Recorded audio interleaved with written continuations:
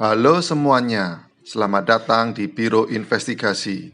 Pria Malang menikahi seorang juara kontes kecantikan. Menuju puncak kehidupan, keduanya bergandeng tangan, saling menemani selama 30 tahun. Membesarkan 8 anak, jalani hidup bahagia yang patut ditiru. Namun, ada suatu hal yang tidak terduga. Memecahkan ilusi yang indah tersebut, kebohongan terungkap satu demi satu. Tingkah aneh pria ini membuat orang curiga. Apakah ini benar-benar kecelakaan? Yang ingin saya bagikan kepada kalian hari ini adalah kasus cedera yang disengaja oleh Michael McNeil. Pada tahun 1957, Michael Summer lahir di Condigo, Amerika Serikat. Keluarga kaya, dia cantik dan pintar, multi talenta, 19 tahun. Michael mengikuti kontes kecantikan kota, menjadi Miss Condigo 1976 di usia 21 tahun. Michael di gereja bertemu satu orang bernama Martin McNeil. Mereka suka pada pandangan pertama, saling jatuh cinta, dan beberapa bulan kemudian kawin lari untuk menikah. 5 tahun setelah menikah, Michael memiliki 4 anak berturut-turut. Juga mengadopsi 4 anak yatim, memberi mereka rumah yang hangat. Sang suami, Martin, setahun lebih tua dari Michael, pintar dan tampan, tapi dalam banyak hal sangat berkebalikan dengan istrinya. Martin lahir dalam keluarga orang tua tunggal yang miskin. Ibu sebagai pengamen, dia bertugas di militer selama 2 tahun. Pensiun karena cedera, pulang dan melanjutkan studinya. Hanya beberapa tahun setelah menikahi Michael, Martin berhasil lulus dari sekolah kedokteran, menjadi ahli bedah. Awal 90-an, Martin disertifikasi sebagai pengacara. Tahun 2000, diundang oleh Gubernur Utah saat itu. Martin ditunjuk sebagai Direktur Pusat Rehabilitasi Utah. Keluarga itu juga pindah dari California untuk tinggal di Utah. Saat ini, Martin memiliki karir yang sukses dan keluarga yang bahagia. Tapi, Martin sangat mengontrol istrinya karena keluarga Michael tidak menyukai Martin. Martin membatasi kontak istrinya dengan keluarga istrinya. Tahun 2007, Martin dan Michael sudah bergandeng tangan, hampir 30 tahun memasuki. Martin yang berusia 50 tahun menjadi sedikit aneh. Dia mulai memperhatikan penampilan sendiri, kecanduan penurunan berat badan dan kebugaran, dan membuat kulit menjadi kecelokatan. Michael mencurigai Martin berselingkuh. Ketika Michael mengumpulkan keberanian untuk menanyai suaminya, Martin mengakuinya dengan lapang dada. Dia juga menyalahkan istrinya. Dia bilang itu semua salah Michael. Dalam beberapa tahun terakhir, wajah telah menua, tidak langsing, dan tidak mau melakukan perubahan apapun. Dia harus pergi mencari wanita lain. Michael mendengarkan, tidak tahu bagaimana cara melawan. Martin melanjutkan dengan mengatakan dia setuju kembali ke keluarga. Persyaratannya adalah Michael akan menjalani operasi facelift penuh. Michael yang tidak pernah menjalani operasi plastik sangat enggan. Tapi untuk menyelamatkan keluarga, dia terpaksa setuju. Pada saat ini, putri ketiga di sekolah kedokteran di luar negeri, Alexis, akan pulang minggu depan untuk liburan musim semi. Martin menjadwalkan operasi pada hari putrinya pulang, sehingga dia bisa merawat Michael setelah operasi bersama putrinya. Malam pertama, Martin membiarkan putrinya pergi untuk beristirahat dan merawat istrinya. Pagi hari kedua, ketika Alexis pergi untuk memeriksa ibu, apa yang dilihat adalah Michael yang seperti koma. Dia dengan gugup bertanya kepada ayahnya, "Bagaimana bisa begini?" Martin berkata, "Sepertinya aku telah memberinya terlalu banyak obat." Martin berkata, "Michael setelah minum obat muntah sekali. Dia takut obatnya akan keluar, jadi memberikan obatnya lagi." Putrinya berpikir, ayah tidak bisa diandalkan. Jadi beberapa hari ke depan, Biarkan dia mengambil alih perawatan ibu. Saat efeknya hilang, Michael sadar. Dalam keadaan bingung, dia ingat bahwa Martin telah memberi makan dirinya sendiri obat. Tapi dia sama sekali tidak tahu obat apa itu. Karena dia memakai penutup mata, hanya bisa menyuruh putrinya menuangkan setiap obat ke telapak tangannya. Untuk merasakannya, jadi saat putriku pergi, dia setidaknya tahu apa yang diberi Martin untuk dirinya. Michael menjadi lebih baik di bawah perawatan putrinya. Malam sebelum kembali ke sekolah, Alexis sedang mencuci rambut Michael. Pada saat ini, Michael menangis dan memberitahu putrinya tentang perselingkuhan Martin dan mengatakan bahwa jika sesuatu terjadi padaku, itu pasti kesalahan ayahmu. Putrinya terkejut ketika dia mendengarnya dan dengan cepat mengatakan sesuatu untuk menghiburnya. Dia pikir hubungan antar orang tuanya pada akhirnya akan menjadi lebih baik dan tidak terlalu memikirkannya terlalu banyak. Hari berikutnya, sesuai rencana, kembali ke sekolah. 11 April 2007, Martin pergi bekerja seperti biasa. Michael istirahat di rumah sendirian. Waktu hampir siang hari, Martin pergi ke taman kanak-kanak menjemput putri kecilnya, Aida yang berusia 6 tahun dari sekolah. Ayah dan anak perempuannya tiba di rumah pada pukul 11.35. Martin meminta Aida untuk menemui ibu dulu. Aida tidak dapat menemukan ibunya dimanapun. Akhirnya lari ke kamar mandi untuk mencari. Martin di dapur mendengar Aida berteriak.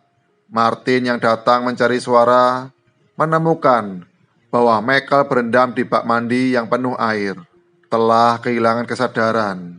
Karena Martin tidak bisa menggerakkan Michael, jadi menyuruh Aida memanggil tetangga untuk meminta bantuan dan menelepon 911. Panggilan ke polisi ini terdengar sedikit aneh. Martin tampak sangat marah, gila, dan menutup telepon beberapa kali. Operator harus menelepon kembali untuk menanyakan alamat rumahnya. Yang lebih aneh lagi adalah Martin memberikan alamat yang salah, jadi membuat ambulans menunda. Untuk sementara waktu, saat menolong istrinya, tetangga datang. Keduanya membawa Michael keluar dari bak mandi bersama. Martin memulai CPR pada istri. Namun, ketika ambulans tiba, Michael sudah kehilangan detak jantungnya. Polisi kemudian tiba di tempat kejadian. Setelah survei dan pertanyaan sederhana, insiden itu diklasifikasikan sebagai kecelakaan di tempat. Karena itu, polisi tidak memblokir tempat kejadian dan mengumpulkan barang bukti. Martin segera memberitahu putrinya, Alexis, tentang kabar buruk itu. Kemudian dia tiba-tiba teringat apa yang dikatakan ibunya kepadanya sebelum dia meninggalkan rumah. Dia merasa itu ada hubungannya dengan ayahnya. Jadi dia pulang hari itu, dia bertanya pada ayahnya, "Di mana obat ibu? Berapa banyak yang tersisa?" Martin mengatakan dia takut dia akan merindukan istrinya ketika dia melihat obat itu. Jadi dia membuangnya. Sejauh ini, Alexis lebih yakin dengan tebakannya. Saat ini, Martin tidak mengetahui dialog antara ibu dan anak itu. Jadi, dia tidak peduli pemikiran putrinya. Alexis, saat Martin tidur, diam-diam masuk ke akun ponselnya, cetak log panggilan lengkap. Ada satu nomor sering muncul. Itu milik seorang wanita bernama Gypsy Julian Willis. Setelah 1 hari laporan insiden keluar, Michael tidak terluka. Pemeriksa medis menyimpulkan bahwa kecelakaan itu disebabkan oleh tenggelam setelah serangan jantung. Namun, Michael yang baru berusia 50 tahun selalu sehat. Tidak ada masalah jantung. Kok tiba-tiba meninggal karena penyakit jantung? Pada hari ketiga, setelah kematian Michael, Martin dengan cepat mengadakan pemakaman. Martin tidak memperbolehkan keluarga Michael menghadiri pemakaman. Hanya beberapa teman Michael yang bisa datang. Namun, ada seorang wanita muda dengan rambut coklat panjang dan tidak ada yang mengenalinya. Dia pemilik nomor misterius itu, selingkuhannya Martin, Gypsy. Gypsy dan Martin bertemu di internet pada tahun 2005. Hobi yang sama menyatukan mereka. Setelah pemakaman, Alexis dan kakak perempuan tertua Rachel menawarkan untuk pulang ke rumah untuk merawat adik-adik. Tapi Martin menolaknya. Martin mengatakan dia telah memposting iklan untuk pengasuh yang tinggal di dalam. Sebentar lagi akan datang. Gadis bernama Gypsy datang untuk wawancara. Ya, benar. Gypsy selingkuhannya. Meskipun kakak adik mencoba yang terbaik untuk mencegah, Gypsy masih saja mendapat pekerjaan pengasuh. Tinggal di bekas rumah Michael, tidak masak, tidak bersih-bersih, tidak peduli anak. Satu-satunya tugasnya adalah jatuh cinta dengan Martin. Para kakak adik tidak tahan, bertengkar dengan Martin, dan kemudian diusir dari rumah. Sejauh ini, ayah dan anak perempuannya telah benar-benar rusak, menghilangkan campur tangan kakak adik. Hubungan Martin dan Gypsy dengan cepat memanas. Michael meninggal kurang dari 3 bulan, keduanya menikah. Sementara Martin menikmati kehidupan barunya. Alexis dan Rachel secara resmi menyatakan perang terhadap ayah mereka. Mereka aktif mengumpulkan bukti dan melaporkan kasus tersebut ke polisi. Menyerahkan dokumen ke kantor kejaksaan. Setelah banyak penolakan, akhirnya di penghujung tahun 2007, 2 detektif kasus khusus mengambil alih kasus Michael. Mereka mulai dengan latar belakang Martin, menemukan banyak rahasia yang tidak diketahui orang tentang Martin. Pertama, Martin tidak memiliki gelar sarjana. Dia menggunakan ijazah dan transkrip palsu. Diterima di sekolah kedokteran, Martin sering membual di depan orang. Pengalaman militer sendiri, tetapi faktanya dia mengklaim dia sakit jiwa. Kurang dari 2 tahun pensiun dari tentara. Dalam 30 tahun ke depan, dia menerima tunjangan cacat bulanan sebesar $3.000 atau 40 juta rupiah dari militer. Dia dipenjara karena memalsukan cek ketika dia berusia 21 tahun. Setengah tahun kemudian, Martin dibebaskan dengan jaminan, menikah dengan Michael, dan menerima surat penerimaan dari sekolah kedokteran. Tidak tahu apakah itu celah sistem atau Martin memiliki terlalu banyak cara. Tidak ada yang tahu dia telah melakukan kejahatan federal.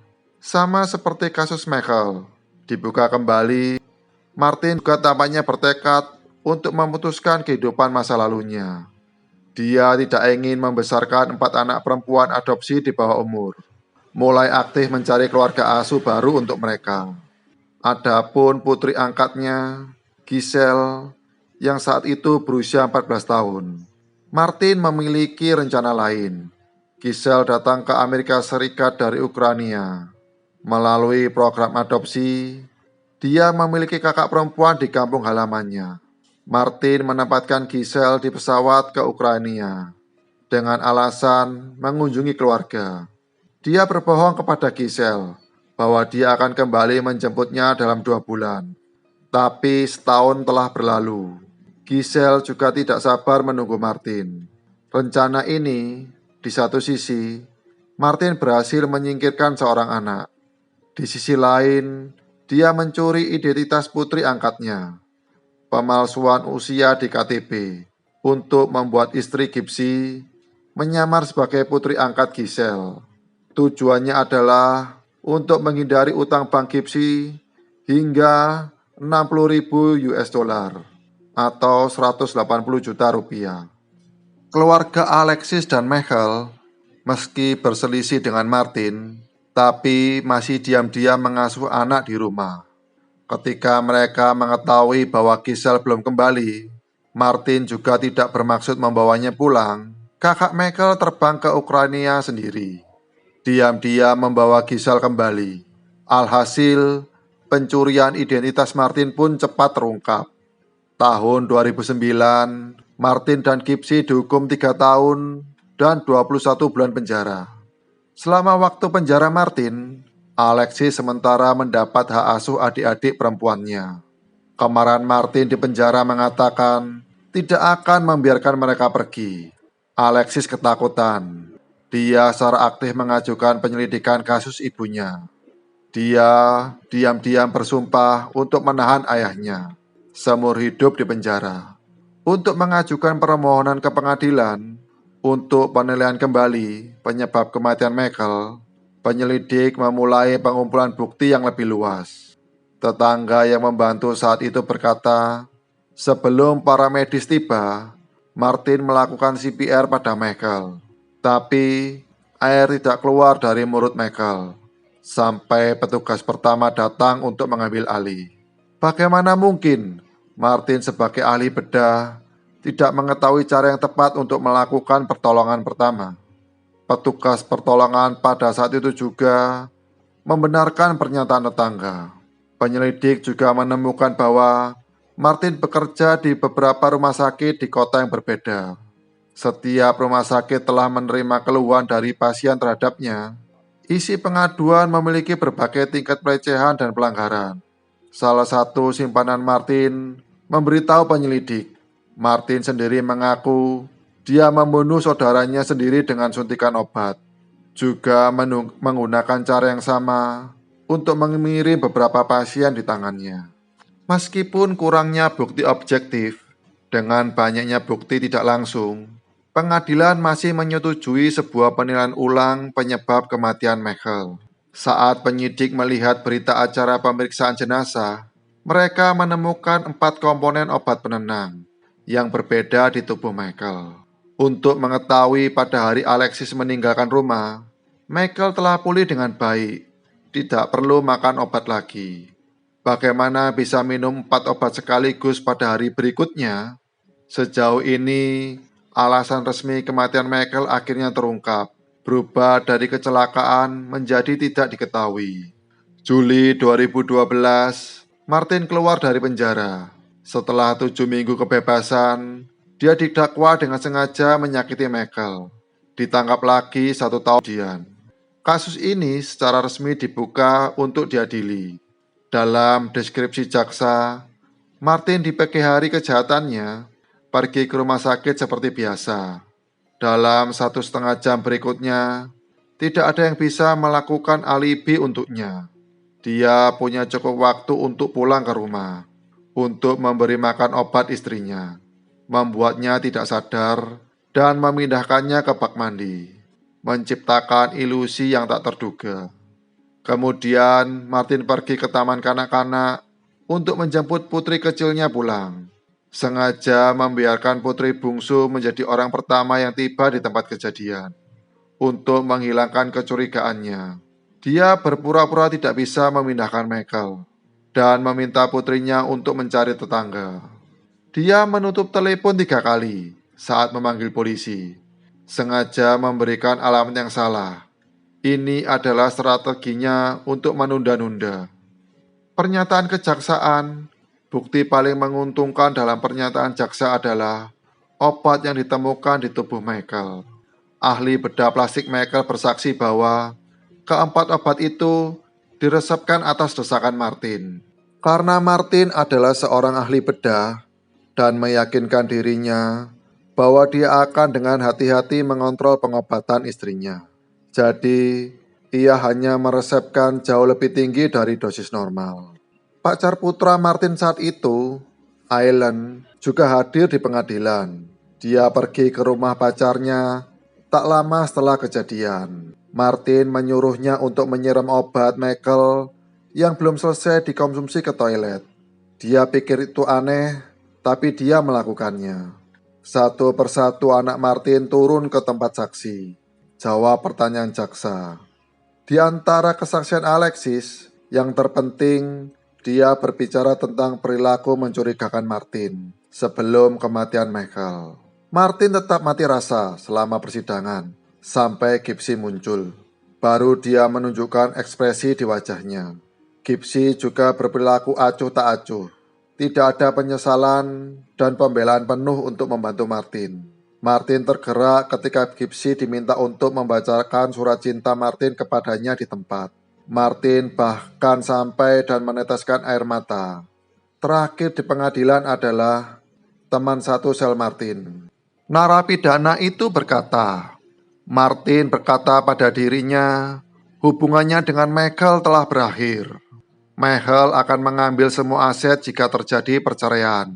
Jadi, dia memberinya istrinya obat dan memasukkan air ke bak mandi, menciptakan kecelakaan buatan manusia. 19 September 2014, setelah 11 jam diskusi, juri akhirnya mencapai keputusan. Pada saat ini, jaksa sangat cemas karena kurangnya bukti langsung. Mereka tidak begitu yakin 11 jam terlalu pendek untuk mengadili kasus penyerangan yang disengaja. Saat keluarga Michael mendengar vonis juri, semua orang menangis ketika Martin dihukum. Akhirnya, Martin divonis 30 tahun penjara. Karena tidak ada bukti bahwa Gypsy terlibat dalam kasus ini, dia tidak dikenakan hukuman. Kisah Martin tidak berakhir di sini. 9 April 2017, Martin bunuh diri di penjara. Ini adalah peringatan 10 tahun kematian Michael. 2 hari lagi, anak-anak menghadiri pemakaman Martin. Dengan kematian Martin di hati mereka, tidak ada lagi kebencian. Pengaruh dan ingatan tentang Martin terhapus sedikit demi sedikit oleh mereka. Alexis kemudian menjadi dokter. Dia mengubah nama belakangnya dari McNeil menjadi Summer. Ini adalah nama belakang Michael sebelum dia menikah. Alexis tidak ingin seperti ayahnya dulu, dikenal sebagai Dr. McNeil.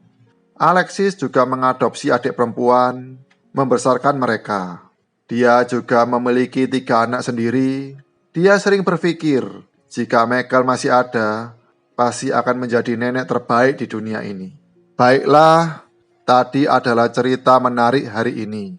Kalau sudah selesai menonton, jangan lupa like dan subscribe Biro Investigasi. Terima kasih atas dukungannya. Sampai jumpa episode berikutnya.